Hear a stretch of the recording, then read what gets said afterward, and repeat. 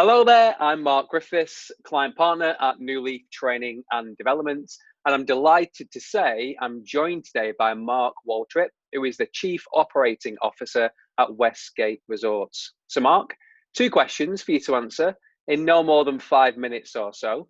Number one, please take a moment to tell us a little more about your organisation, what you do and who you serve.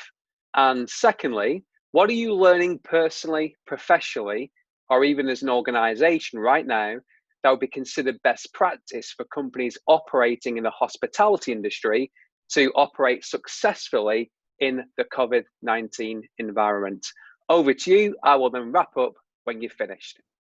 Excellent. So Westgate Resorts is a large hospitality company headquartered in Orlando, Florida. We were originally founded in our founder and CEO's garage back in 1972. In 1981, he opened Westgate Resorts. It grew to be the largest privately owned timeshare company. And we have since grown the company to 29 resort destinations with about 150 different hospitality-based companies, over 32 different governmental jurisdictions. And so we're both in the timeshare, hotel, restaurant, retail, entertainment, water park, spa, salon, fitness, pretty much any hospitality business, from Miami to New York to LA and everywhere in between, pretty much most of the major tourist destinations. Over 8 million people a year visit one of our resorts, and we have about 500,000 timeshare owners worldwide. So it's a great company, great culture, and one of the best parts of the company is that we're privately owned, so that we can make our own decisions very quickly. David Siegel is a kind of a thought leader in the industry, and so he's always challenging us to don't think outside the box. Just don't get in the box in the first place. I love it.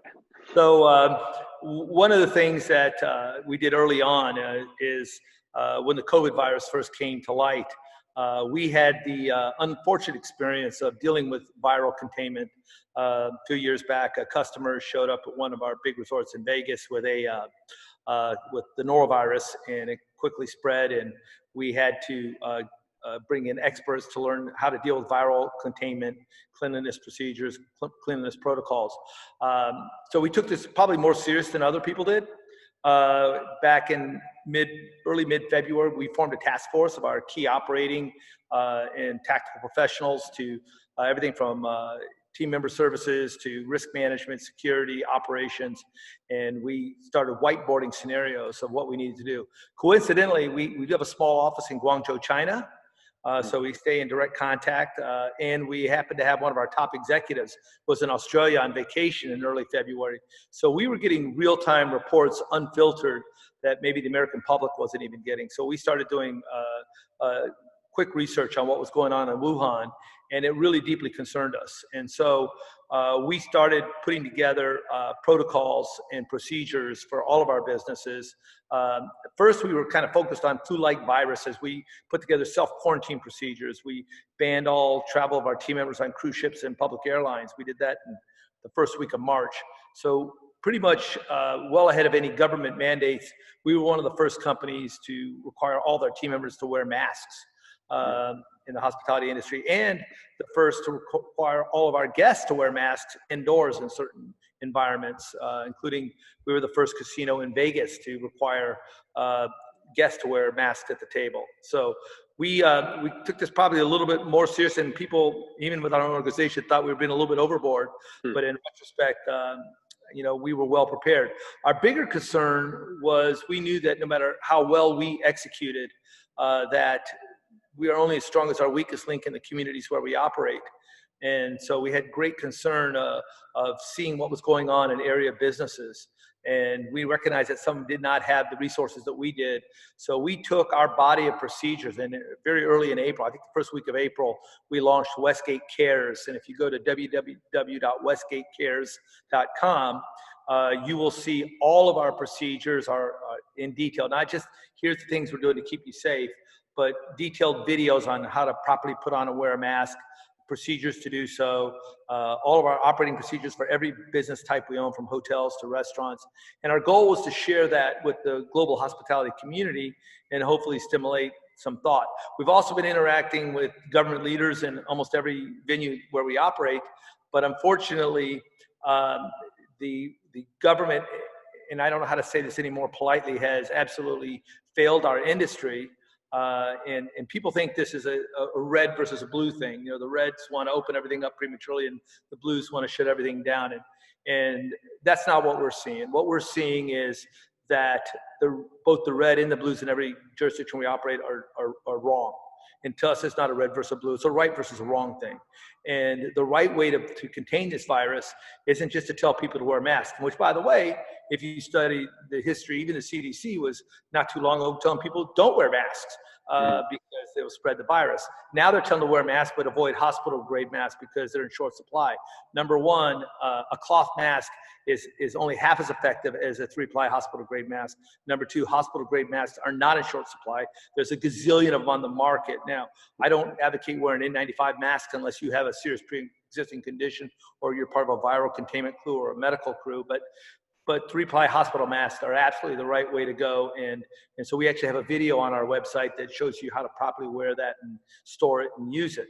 Because again, if you don't wear a mask properly, you're more likely to spread the virus than you are to contain it.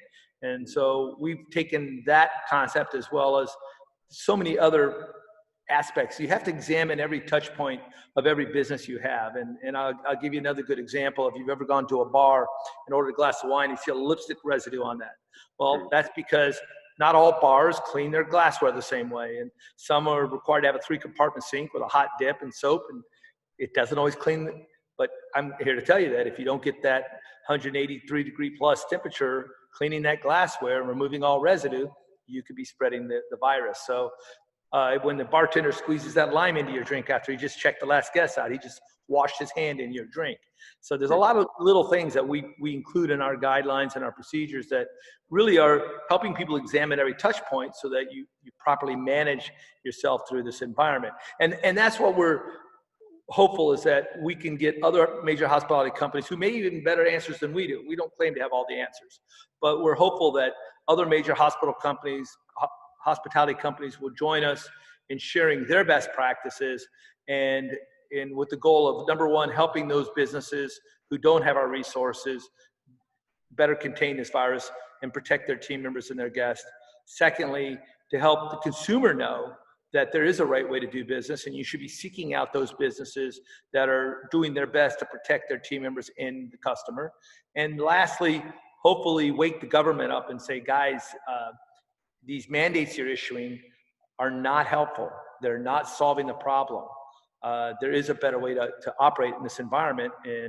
And again, we're not the only ones who are doing it. I've been to Disney, I've been to Darden, both of which are doing an amazing job. I even learned a few things from visiting a Darden restaurant. Some of the cool way that they've scripted their servers. So we're not the only ones who are doing it. But again, if Darden, Disney, and Westgate all do it right, but the rest don't, we're all going to get shut down again. Yeah. Well, all I can say, Mark, is in the short time we've had, thank you for your experience, your wisdom. It certainly sounds like Westgate Resorts have been a thought leader in this area, this very important time. And thank you for all the great work you do there. So anybody watching this, have a great rest of the day. Thank you and goodbye.